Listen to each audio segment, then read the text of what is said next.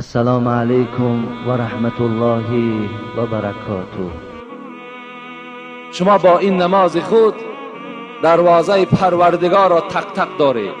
وقتی نماز خوان پیغمبر خدا میگوید بالای گوشه زمین می ایستد و نیت میکند برای ادا کردن نماز. وی همچنان از گفت پیغمبر که دروازه پروردگار را میزند. وقتی دروازه پروردگار که زده شد، این معروف و مشهور است که هر دری که کوفته شود و البته گشاده می شود. شما با این نماز خود دروازه پروردگار را تق تق دارید. روز از روزها این نماز شما اون دروازه را گشاده می کند. خوش به حال اون بنده که دروازه پروردگار برای او گشاده می شود.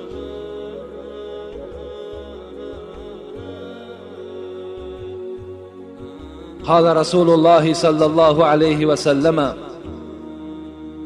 أول ما يحاسب به العبد يوم القيامة من عمله صلاته فإن صلحت فقد أفلح وأنجح وإن فسدت فقد خاب وخسر. پیغمبر خدا میگوید ای بندگان خدا، روز قیامت وقتی که شما زنده گردانیده می شوید، اول ما یحاسب به العبد، اولین محاسبه شما، اولین حسابات عمر شما از نماز سر می شود. از بنده پرسیده می شود آیا نماز در دنیا خواندی؟ فإن صلحت، پیغمبر خدا میگوید وقتی که اگر نمازهای شما با صلاحیت باشد، یعنی نماز باشد که تو از ذوق خوانده باشی، از شوق خوانده باشی، نماز باشد که از برای خدا خوانده باشی، فقط افلح و انجح. پیغمبر خدا گفت که این انسان وقتی که از حساب نماز که اگر نجات یافت، دیگر آینده حسابات این بنده نیک می شود، آسان می شود. ولکن در دوام حدیث پیغمبر گفتند اگر گفتند و این فسدت، اگر نماز باشد که نه برای خدا باشد، نماز باشد که تا که مسجد روم برای وقتی خدمت گذرانیدن، یا رفتن نماز خانم تا که مردم مرا گوید که نماز خواند، یا در بین مسلمان ها در آیم و نگاه کنم که کنی اون داملا چی میگوید، رفته در اداره های دخلدار خبر دهم و روم سیاه کنم در دنیا و در قیامت که هر روز از این مسجد ما هر سخن ها میبرند، هر روز. الان که الحمدلله اگر این سخن های ما را حقانی برده رسانند، برای ما مکافات میدهد حکومت. لیکن صد افسوس از حسد و از بخل بیچاره ها ترکیده ایستادند. اگر با این نیت آمده باشد، پیغمبر گفتند خاب و خسرت، ناامید شد و ذلیل شد و خار شد.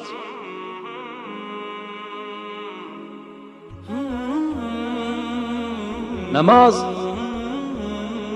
این هدیه معراج است. نمازی که پیغمبر بهر ما و شما آورد، این از معراج آورد. سبحان الذي اسرا بعبده لیلا من المسجد الحرام الى المسجد الاقصى. سوره اسراء. پاک و منزه و بی‌عیب است آن پروردگاری که سیر داد بنده خودش را، یعنی محمد را، لیلا من المسجد الحرام الى المسجد الاقصى، از قسم شب از خانه ام هانی، از مسجد حرام، از مسجد مکه مکرمه به مسجد اقصا به فلسطین برد.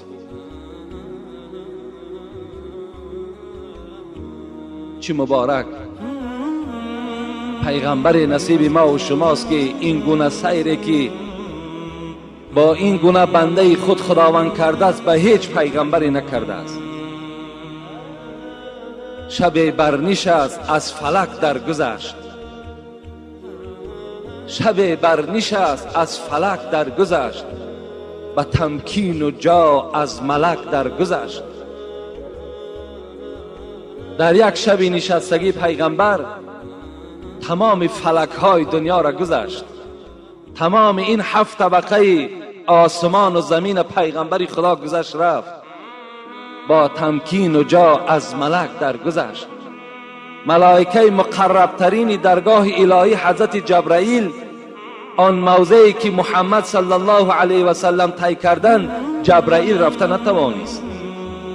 حتی گفت لو تقدمت شبرا لاحترقت. محمد این جانبش حق توست، اگر من یک وجب پیش روم هر آینه این 600 بال من می سوزد. اون جانب حق توست. خداوند چگونه محمد را مکرم ساخت، چگونه امتی او را عزیز شمارید. سعدیه میگوید مگر آدمی نبودی که اسیر دیو ماندی، مگر آدمی نبودی که اسیر دیو ماندی، که فرشته راه ندارد به مکان آدمیت. ای انسان میگوید تو چی قدر داری، چی منزلت داری، که حتی که جایی که انسان رفت ملائک رفته نتوانست.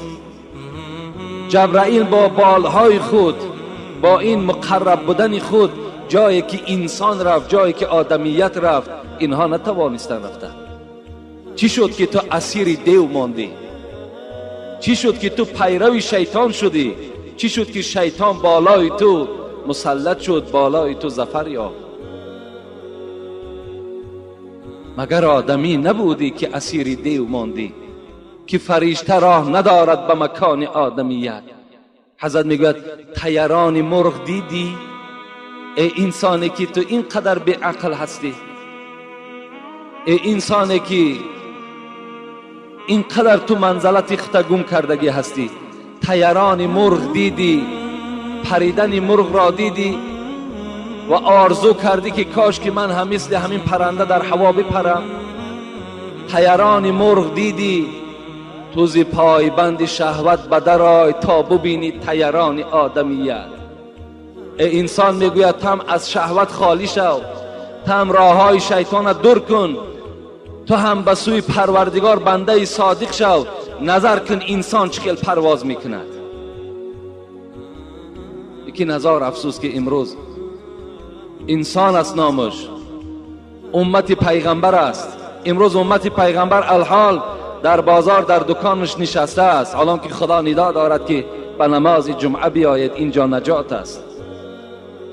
امروز امت محمد صلی الله علیه و سلم در خانه خواب است، به یادش نماز جمعه نمیزند.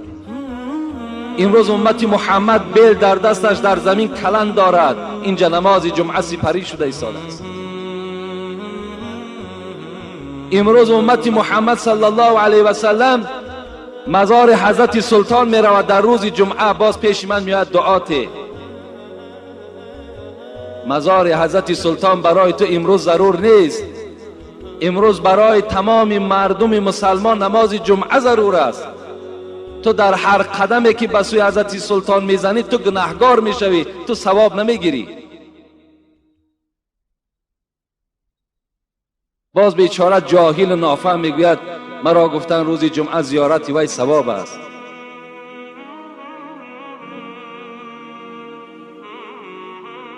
این نماز هدیه معراج است. انس ابن مالک میگوید از پیغمبر خدا که ففرض الله عز وجل على امتی 50 صلاة. پیغمبر خدا گفته بود است که در شب معراج وقتی که من نزد پروردگار خود رفتم و با پروردگار خود وقتی ملاقات کردم، خداوند بالای من 50 وقت نماز را فرض گردانید. 50 وقت نماز هدیه داد. خداوند این 50 وقت نماز در دست رسول اکرم داد که اینو برده بر امتانت میرسانی و 50 وقت نماز را در یک روز میخوانید. انس ابن مالک میگوید که پیغمبر دوام دادن این حدیث را گفتند فرجعت حتی مررت بموسی علیه السلام. وقتی این هدیه 50 وقت نماز را گرفتم از نزد خدا، پس از نزد پروردگار خود بیرون شدم، آمدم از نزد حضرت ابراهیم گذشتم، در طبق پایانگی که حضرت موسی بود به نزد حضرت موسی رسیدم. حضرت موسی کلیم پروردگار از محمد سوال کرد ما فرض الله لك علی امتک، خداوند بر تو چی هدیه داد؟ گفتم 50 وقت نماز. حضرت موسی که پیغمبر خدا گفته است ای امتی من دائم دعاگوی حضرت موسی باشید که یگانه پیغمبری که در شب معراج مرا یاردم کرد این موسی بود. حضرت موسی چی گفت؟ فرجع الى ربک یا محمد فإن امتك لا تطيق ذلك. محمد صلی الله علیه و سلم، اولا خوش آمدی، این بهترین سفری هست که خدا بر تو نصیب گردانیده است، لیکن من بر تو نصیحت میکنم که پس گرد نزد پروردگار. 50 وقت نماز این خیلی زیاد است، امتی تو طاقت 50 وقت نماز ندارد، پس بگرد. فرجعت فوضع عنی شطرها. پیغمبر خدا میگوید وقتی موسی که این سخن گفت، من هم 50 وقت نماز داشتم، نزد بنی اسرائیل پیشنهاد کردم، امتان من عاجز آمدند، همه گناهگار شدند. از این خاطر از تو برادر محمد طلب میکنم نزد خدای خود برو و این نماز را بگو که به کم عددش کم کند، زیرا امتی تو طاقت ادای این ندارد. رسول اکرم میگوید گشته آمدم نزد پروردگار، زاره و تولا کردم، خداوند از من 5 وقت نماز را بخشید، در بعض روایت 10 وقت نماز را بخشید. فرجعت بذلك قلت یا موسی وضع عنی شطرها. آمدم نزد حضرت موسی، گفتم موسی برادر، خداوند از من 5 وقت نماز را گذشت و 45 رسانید. حضرت موسی چی گفتند؟ ارجع الى ربی فاسأله التخفیف. محمد صلی الله علیه و سلم باز پس گرد، زیرا که 45 وقت نمازم این نماز زائد است، از پروردگار تخفیف طلب کن، سبکی طلب کن، باز کم کنه. پیغمبر خدا میگوید بازگشتم نزد پروردگار خود، فلم ازل ارجع بین رب تبارک و تعال و بین موسی علیه السلام. پیغمبر میگوید که من بین موسی و بین پروردگار خود 9 بار نزد خدا رفته آمدم، 9 بار برای همین امت، تا که امتی من گناهگار نشود، تا که امتی من شرمسار در روز قیامت نشود. نزد خدای خود میرم، زاره میکنم، تولا میکنم. آمدم گفتم موسی 5 وقت شد. حضرت موسی چی گفتند؟ محمد گفتند ارجع الی ربک فإن امتک لا تطیق. محمد گفت من باز از تو خواهش میکنم، پس گرد که امتی تو 5 وقت نمازم نمیخواند، پس بگرد. حضرت موسی با نور نبوت دانستند که امت پیغمبر، امت محمد 5 وقت نمازم طاقت ندارند. امروز برای ما و شما سخن حضرت موسی درسی تیار است. کنی خانه ای که خالی از بی نماز باشد، در هر خانه یک بی نماز یا 2 بی نماز یا زاید از این وجود دارد، کم از خانه ای که همه مکملا نمازخوان باشد کم از این خانه. پس کرد گفت 5 وقت نمازم زائد است. رسول اکرم چی گفتند؟ استحییت منه. موسی گفتند گپی شما قبول، لکن به عظمتی خدا قسم که دیگر شرم می‌دارم که از 5 وقتم این نماز کم کنم. خطاب آمد یا محمد انهن 5 صلوات لكل يوم وليلة لكل صلاة 10 فكذلك 50 صلاة. میگه صدای آمد که ای محمد حبیب من، رو گفت پایان رو، دیگر پیش من نیا. این 5 وقت نمازی که بر ذمه تو ما فرض گردانیدیم در یک شبانه روز، تصور کن که در هر یک نمازش 10 نماز ثواب داده می شود و برابر می شود به همون 50 نمازی که من در اول در ذمه تو فرض گردانیدم. 5 وقت نماز کدام بنده ای که می خواند تصور کند که همون 50 وقت نمازی که هدیه‌ای که خداوند به پیغمبر داد، ثواب همون ما و شما نائل می شود.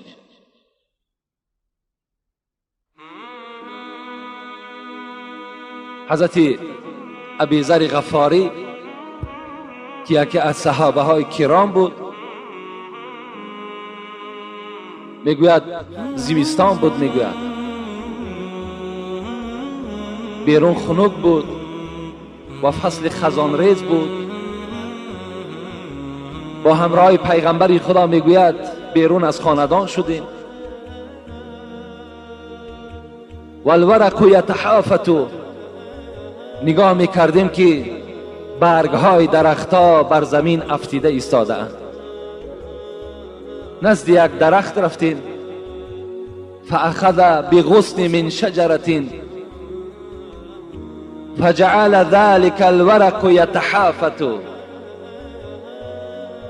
ابوذر غفاری میگوید پیغمبر خدا دستی مبارک بلند کردند و یک شاخ درختی را قپیدند که ورقهای او، برگهای او همگی بر زمین ریخت. فقال یا ابا ذرین قلت لبیک یا رسول الله. میگد فریاد زد ای ابا ذر، ای ابو ذر، گفتم لبیک یا رسول الله. ان العبد المسلم لیصلی صلاة يريد بها وجه الله فتحافت عنه ذنوبه كما تحافت هذا الورق عن هذه الشجره. پیغمبر خدا گفته بود است، ابوذر گفته است وقتی که بنده مسلمان طهارت میکند با مقصد که نماز من ادا کنم، فتحافت ذنوبه، گناههای وی میریزد. چگونه که این نوده درختی که من داشتم و همه او ریخت. وقتی بنده مسلمان اراده نماز میکند و با این نماز خود میخواهد که با خدای خود نزدیک شود، گناههای وی مثل همین برگهای درخت از وجود وی میریزد. شما با این 2 رکعت نمازی که الحال از فرض جمعه ادا میکنین، با همراهی این 8 رکعت سنتی که ادا کردین، از روی این بشارت پیغمبر خدا در وجود شما دیگر گناه نمیماند.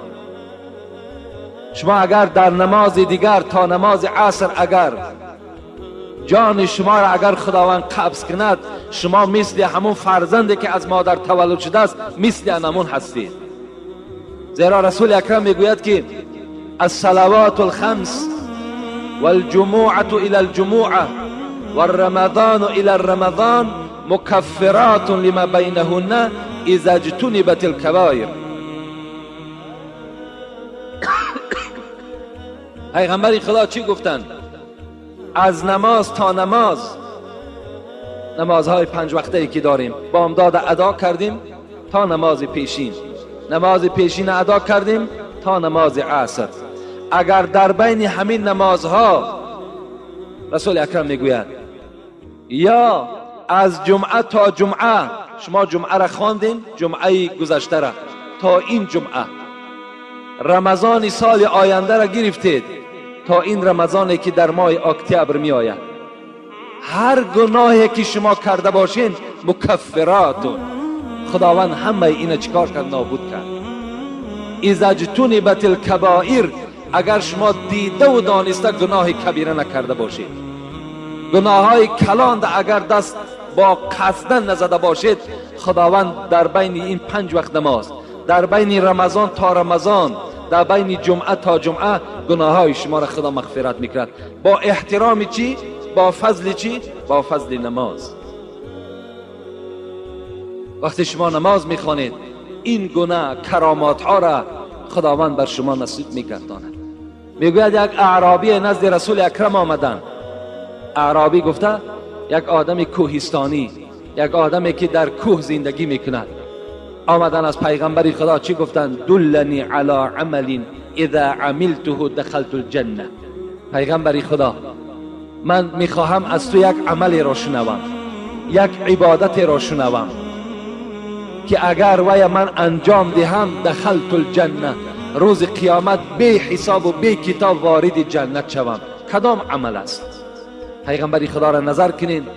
با این عمل ها اگر کدام ما و شما عمل کنیم، ان شاء الله اون مکافاتی که پیغمبر با این اعرابی، با این کوهستانی وعده کرد، ما و شما هم نائل میشویم، یعنی وارد جنت میشویم. رسول اکرم گفتن تعبد الله ولا تشرک به شیئا. یکم گفتن ای کوهستانی، ای اعرابی، اگر تو خواهی که روز قیامت بی حساب و بی کتاب وارد جنت شوی، به خدا شرک نیار، به خدا شریک میار، مثل که نصرانی ها میارن، مثل که حضرت عیسی را در ذات خداوندی پیوست میکنن، مثل که مادر عیسی را در ذات خداوندی پیوست میکنن، که امروز اکثر امت پیغمبر ما و شما را میخواهند که با همین دین منسوخ شده، با این دینی که فعالیت او قطع شده است، ما و شما را به این دینی که عاقبتش خاری است، دیگر نجات ندارد، میخواهند که ما و شما را گمراه سازند. به خدا قسم، شما اگر از گرسنگی از دنیا وفات کرده گذرید، این برای شما شرف است از آن که به دین نصرانی شما میگذرین.